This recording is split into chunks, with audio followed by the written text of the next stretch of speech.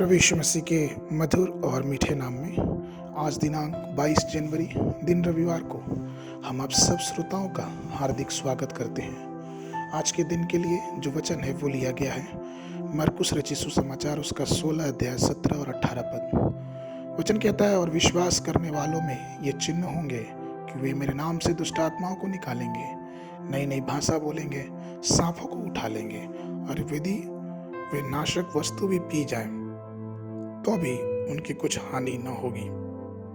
वे बीमारों पर हाथ रखेंगे और वे चंगे हो जाएंगे।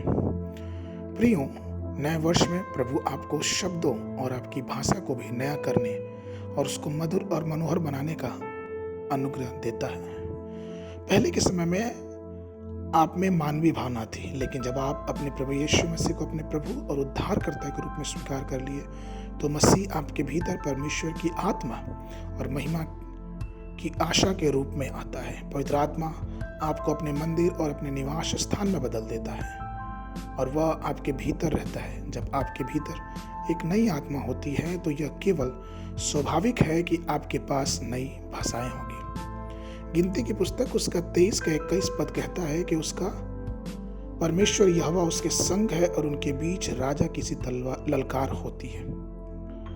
प्रियो, हमारा ये शरीर जो है वो मिट्टी का है और इस मिट्टी के शरीर में परमेश्वर ने अपनी आत्मा दी है, और वो आत्मा जब परमेश्वर के वचन के अनुसार पूरी सामर्थ्य से रहता है तो वो हमें नई भाषाओं में नई भाषा बोलने के लिए अनुग्रहित करता है।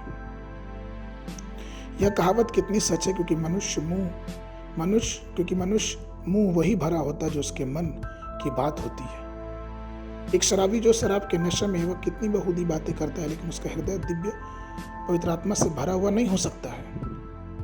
उसके जीवन में परमेश्वर की उपस्थिति नहीं हो सकती है, क्योंकि उसके मन में जो बातें रहती हैं उसके होठों से निकलती हैं। पहला कुरिन्थियों उसके 14 अध्याय का 18 पद में वचन कहता है कि मैं अपने परमेश्वर का धन्यवाद करता हूं कि तुम सबसे अधिक अन्य भाषा में बोलता हूं।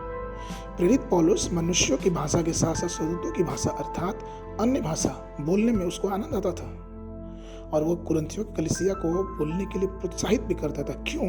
क्योंकि नई भाषा अर्थात अन्य भाषा में दुआ करना हमारे आत्मिक जीवन को मजबूती पहुंचाता है।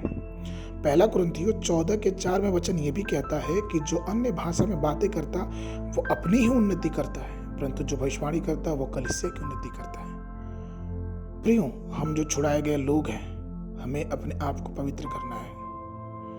ये अति आवश्यक है कि हम परमेश्वर के वरदान, परमेश्वर की आत्मा, परमेश्वर के सामर्थ्य में और भी मजबूत होते जाएं। हम अन्य भाषा में बोलें, एक दूसरे विश्वासियों के लिए उन्नति का कारण बने, पवित्र आत्मा और पवित्र वचन में और भी मजबूत होते जाएं। परमेश्वर के प्रिय लोगों, आइए उस नई भाषा में हम आनंदित हों जो परमेश्वर हमें देता है। आज के मनन के लिए पहला कुरिन्थियों की पत्री उसका 14 अध्याय 2 पद, क्योंकि जो अन्य भाषा में बात करता है वह मनुष्यों से नहीं परंतु परमेश्वर से बातें करता है, इसलिए कि उसकी कोई नहीं समझता, क्योंकि वह भेद की बातें आत्मा में होकर बोलता है। बाइबल अध्ययन के लिए सुबह के समय निर्गमन की पुस्तक उसका 4, 5 और 6 अध्याय, संध्या के समय मत्ती रचित सुसमाचार उसका 14 अध्याय 22 पद से लेके 36 पद तक। परमेश्वर आप सबको आशीष देवे।